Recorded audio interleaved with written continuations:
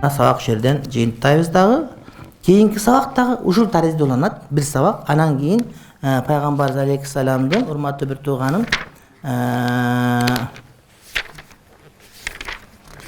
кызык окуялар бар да, мен өзүм мындай аябай эмемен окуйм, мындай бир кандай десем, кирип кеткенге аракет кылам да.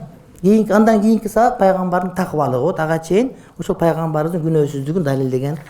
Далилдегенде кандай? Пайгамбарыбызды күнөөлүү деп эсептетип койгонго себеп боло турган тексттерди туура түшүнүү. Мен ойлойм бул өтө зарыл маселе. Бисмиллахир-рахманир-рахим. Атам менен апам ажырашып кеткен. Биз апабыздын колундабыз. Атам биз менен жашабайт, бирок сүйлөшүп жолугуп турабыз. Азыр байкем үйлөнүп жатат. Шариатка туура келген той кылайын десе, ага атам каршы болуп жатат. Мен кафеде концерт коем деп жатат. Ошого эмне дейсиз? Эгерде мен айтканым кылбасаң тоюңа барбайм деп жатат дейт. Той кылбай эле коян да. Жөн эле элдерин алып келип аксалдана баталып кой болду.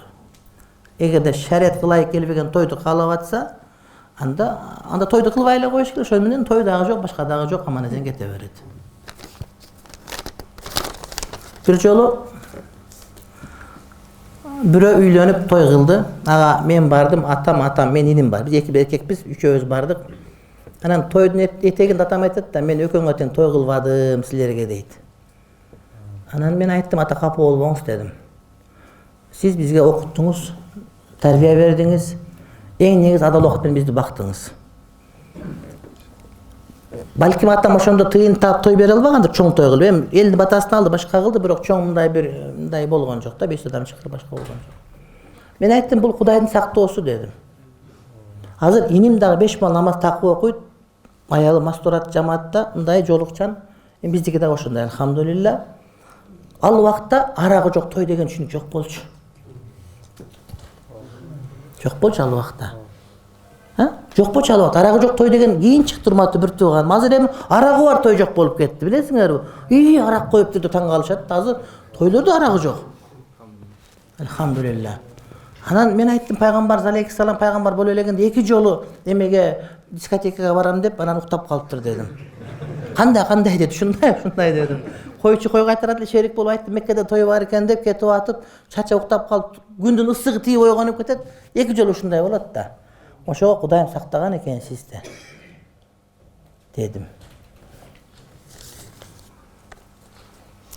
Сиз да көрсөңүз керек. Мен окуаты керек биякта. Тойду айттык. Сиз да көрсөңүз керек. Тоз тармакта бир Кытай жигити 2 кыргыз кызына бир убакта үйлөндү. Биз ушуга күнөөкөр болобузбу? Же жеткирбегенибиз үчүн дейт Куранда. Дин жеткирбеген үчүн. Куранда чындыгында мушриктер нажас деп, ошо биздин кыздар ошону билбеген үчүн тейип жатат. Албетте биз күнөөкөрбүз. Эми ал канчалык чындыгы бар билбейбиз. Чындап биздики монтажы бар билбейбиз. Эгер ошондой болсо, албетте бул арам. Балким тиги бала мусулмандыр, Кытай сөз түрдө капыр болуш шарт эмес. Мисалы үчүн да. Канча Кытай мусулмандарды билебиз, мисалы үчүн. Көрдүм, ошону көрдүм, сүйлөп аткан Кыргыз Республикасы деп айтып аткан жери бар. Балким ошонун монтажы кандай экенин билбейм. Ата-энелер, мисалы үчүн, мусулманчылык жок болуп атат да. Кантип ошентет, мисалы үчүн, мусулман эмеске берет. Алар деген аны менен мындай бир адамча мамиле кылганды билишпейт да. Төшөк маселесинде, тамак маселесинде, мамиле маселесинде, балким курсагы ток болушу мүмкүн. Аларда деген бул арам, бул адал деген сөз жок да. Сөз жок да. Бизде мусулманчылык аялдар аздектелет. Болгону кече билдиңер, Пакистандын премьер-министри абдан жакшы сүйлөйт, премьер-министр оомдо. Исламофобия.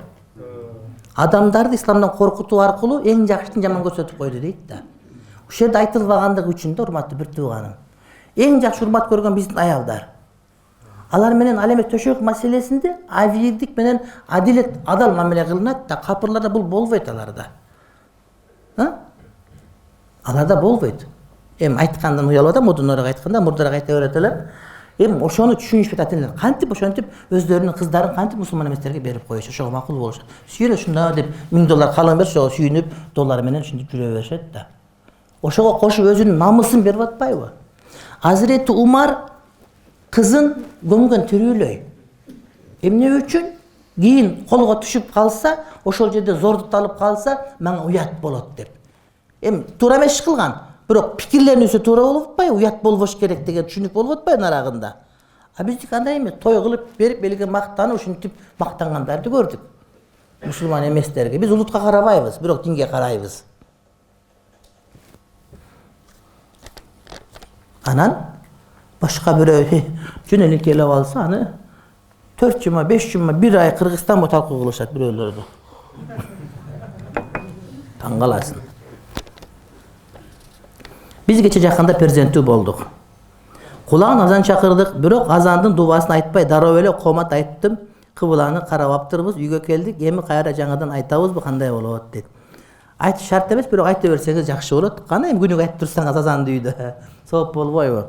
Баракаллаху фил мавхуби лакум. Кудайым перзентиңизди берекелүү кылсын. Көңүлүңүз толбой атса, кыбланы карап дагы айтып кое бериңиз, иншалла. Суммайя кызым реанимация бөлүмүнө чыкты, Кудайга шүгүр. Бүткүнү дуа кылбадык беле? Бирок кузуп кусканы токтобой айылдан келдик эле. Дагы эле кузганды токтобой жатат. Азыр палатадабыз. Врачтар диагноз кое албай жатышат, кээ бирлер айтып жатышат, анын атын өзгөрт, ат көтөрө албай жатат деп. Кээ бирлер айтат кыргызча табыптарга алып бар деп. Сизден сурарым кандай кылам? Сууга дем салып бересизби? Кызыма ичирип көрөйүн, балким Кудайым шифасын берип калар. Сууну беребиз иншалла. Чыгыңы сабактан кийин. Анан кийин Сумая жакшат. Кайра берекелүү болот. Эгерде бир жакшылык себеп болсо, аттын берекеси менен. Аввалу шахида фил ислам. Исламда алгачкы шейит болгон ая Сумая. Энекебиз. Алла шифа берсин. Аллахумма роббан нас, адхибил бас, вашфи анта шафи, ла шифаа илля шифаук, шифаа ла югадиру сакама. Амин я раббал аламин. Менин атым Байжигит. Табыптарга апарса болот. Бирок кайсы табыпка? Насат медиага жолуксаңыз, Шейх Абдулланын телефонун берет, улан аркада камерада турат. Иншалла. Анан доктурлардыкында калып, анан тигиге да бир барып көрсөңөр, балким жакшыраак болот. Ошол Абдулла деген табып Москвадан дарылана албай калган рак болуп келгендерди пайгамбардын сүннөтү менен дарылап жакшынаак болуп кетти. Көрдүк ошону өзүбүз. Ошон үчүн айтып атабыз. Москвадан суранып жатам. Кудай буйруса аз күндөр ичинде эгиз уулду болуу сүйүүнү үчүн күтүп турам дейт. Эми доктор айткан үчүн айтып да, болбосо эгиз экенин каяктан билесиң, уул экенин каяктан билесиң. Ошого балдарыма уйкаш болгон жакшынакай аттардан сиз коюп бериңиз суранам дейт. Биринчи төрөлгөнү Муса, кийинкисин Иса кой. Муса Иса. Уйкашат болот да. Ниетим сизде алым каттарын койдуруп, сиздерди Кыргызстанга жана дүйнө элдерин ислам динге чакырган жана өтө күчтүү, акылдуу, ыймандуу чоң алым жана Алланын эң сүйүктүү пенделеринен болуусун каалайм дейт. Иншалла Кудайым жеңил кылсын. Ниеттериңиз кабыл болсун. Эгерде бизден сурасаңыз, биз ошол Муса же Иса деп коюп берет элек, окшошаттар. Пайгамбардын аттары. Менин суроом төмөнгүчө. 2 ай мурда түшүмө кириптирсиз. Түшүндө сиз менен чогуу айылдык бир бекем кудама дааватчы менен өтө алыскы бир өлкөгө барыптырбыз. Анан сиз бизге сабак бериптирсиз, түшүмдү чечмелеп берсеңиз, эмненин белгиси бул дейт. Деги эле алым адам түш көрсө эмне болот? Бир жолу да Абдушкур устазды түш көрдүм жана анын көзүнчө баян кылдым, ал мени карап олтурду дейт. Бул такыр бөлөкчө түш. Ажекени көрсөң алым көргөн тошну. Ана мени көргөндө эми бул сен ишениң эле да ушу алым депчи, болбосо биз алым эмеспиз. Биз мындай бир жөн эле бир мамадана деп коет. Ушундай адам. Эгерде алым деп катылган адам түш көрсөңүз, бул албетте жакшы. Тем более кудама, бул деген амал деген сөз. Кудама деген бизде түшүндүк эмне? Динде бекем кадам коюп калган деген сөз. Демек бул деген амал деген сөз. Илим менен амалга Кудай муваффак кылат. Илим жолуна чыгасың деген сөз иншалла. Бунун баары жакшы. Шам намазы кирген убакыттан жарым сааттын ичинде окуш керекпи? Жарым сааттан кийин казасын окушка туура келип калабы? Мен куптан намазынын убактысы киргенге чейин окуп жатам, туура элеби? Куптан убактысына чейин боло берет, бирок эртерээк окуган жакшы. Макруh болуп калат кеч калса.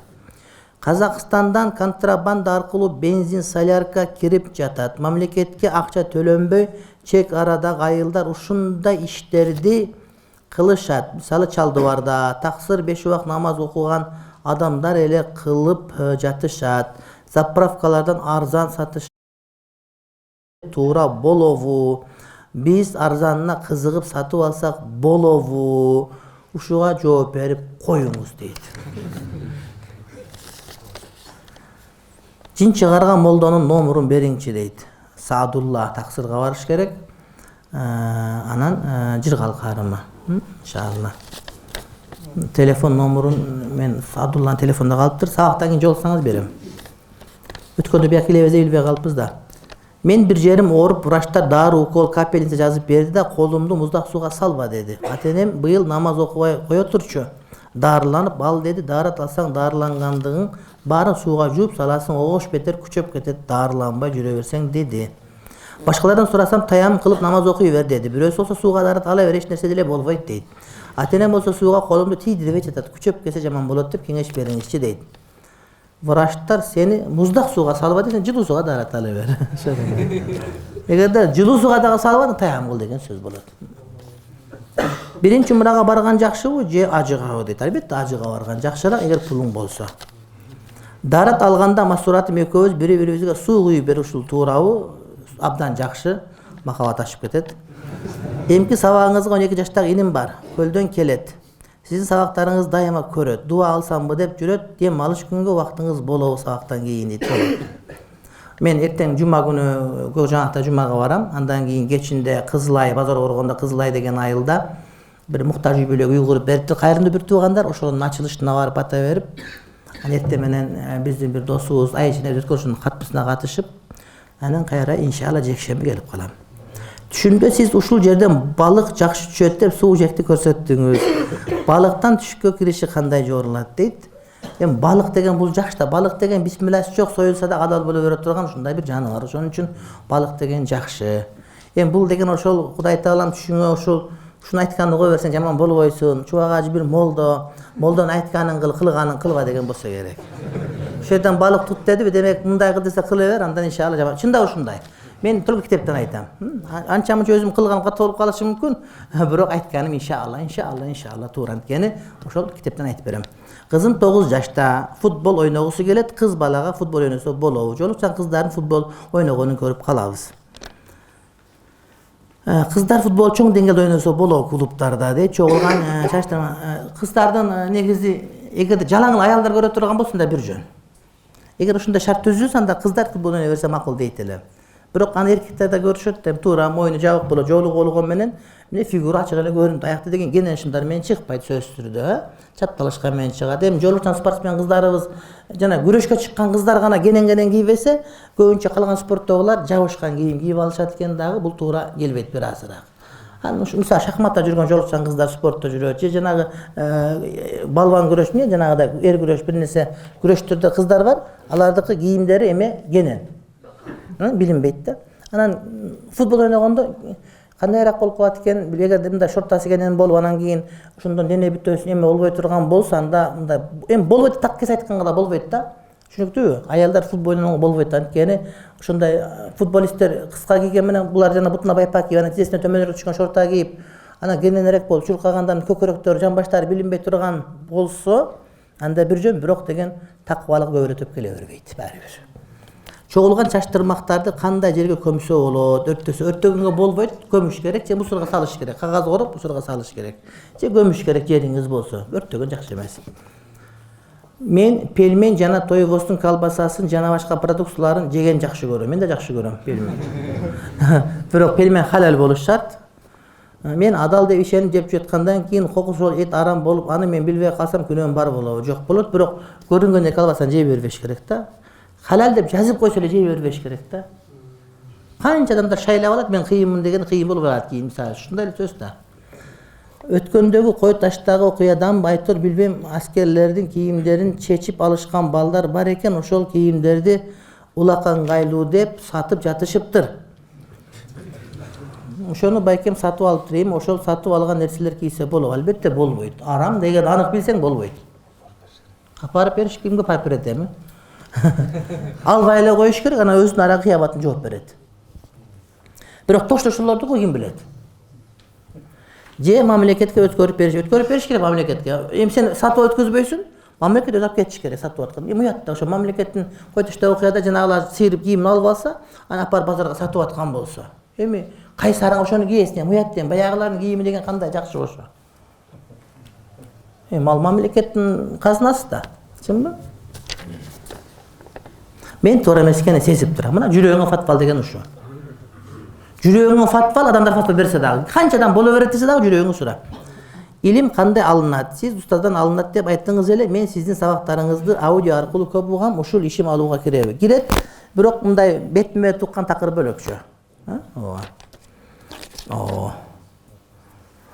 Чубак ажы Кудай таала ушул живой сабактарыңыз менен бизге бирге сиздин дин жолунда дават өмүрүңүздү 110 жылдан ашырсын дейт. Кой анда зеригем ким менен сүйлөшөм? 110га чыгып калсаң, классташтарың баары кетип калса, өмүр алар узун болсун, бирок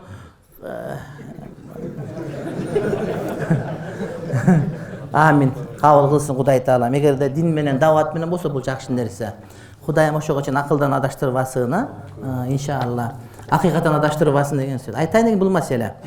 Кыргызстан сиз билгендей көк бөрү жана башка оюндар боюнча биринчи орунга ээ болуп келет.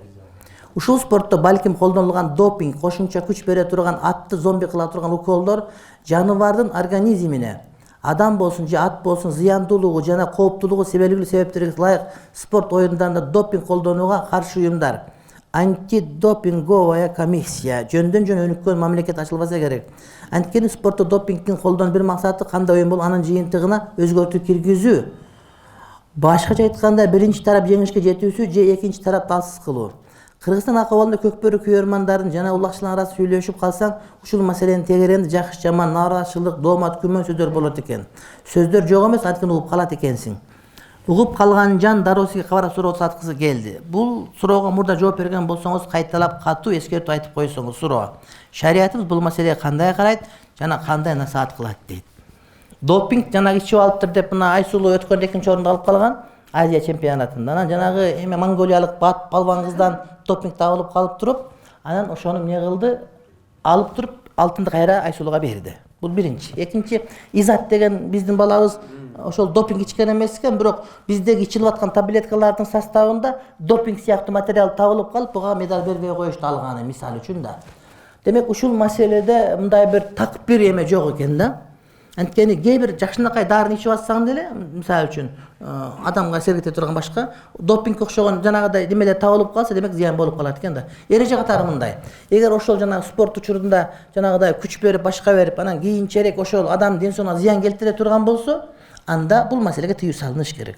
Бирок ошол убакта күч кубат берип, андан кийин ал ден соолукка зыян бербей турган болсо, анда тыюу салуунун кереги жок деп айтыш керек да. Анда баары допинг ичип катыша берсин. Анткени допинг ичпесе эмне өзүнүн нукура күчүн билет дейт да. Бирок ага адамдар даярдалчу илгертеден. Мисалы үчүн балбандарга чыкканда, мисалы саякпан манас айтканда сармай ичип турчу мисалы үчүн. Улак тапташчу, башка кылчу, өзүнчө бирок жем берчү, башка кылчу. Эгер ошондой болуп туруп, күч бере турган болуп, бирок ден соолукка бара-бара зыян тийбей турган болсо, анда тыюу салынбаш керек. Бирок бара-бара зыян мисалы бирнеке булчуң барлардын бардыгы кийин булчуңдар шалактап түшүп калат дейт, бинтип эле жүзүм болуп калат дейт да. Эмнеге десең, жанагы дары менен ушундай булчуң болгон кийин түшүп калышы деп айтышат да. Эгер ошондой боло турган болсо, анда албетте анын кереги жок, анда арам болуп эсептелет. Аллаху алам бис-саваб. Бу жерде илим кандай алынат дейт. Сиз устаздан алынат деп айттыңыз эле. Ооба, көзмө көз алган жакшыраак. Анан кийин айла жок болсо, аудиону алса дагы илим албетте боло берет. Албетте бул дагы жакшы. Амин. Бисмиллахир-рахманир-рахим. Раббана атина фид дунья хасана ва фил ахирати хасана ва кина азабан-нар. Кудай таалам бардыгыбызга, айрыкча башчыларыбызга айкөлдүк жазсын. Айкөлдүк биздин элибиздин негизги карманган сыпаттарынын бири болсун. Анткени бул улутубуз дагы, улуттук каада салтыбыз дагы, түрк элдеринин жалпысынын дагы мындай бир баалуулугу дагы жана пайгамбар жол алып келген негизги баалуулуктардын бири. Кудайым айкөлдүктөн жаздырбасын. Бирахматика архамар рахимин.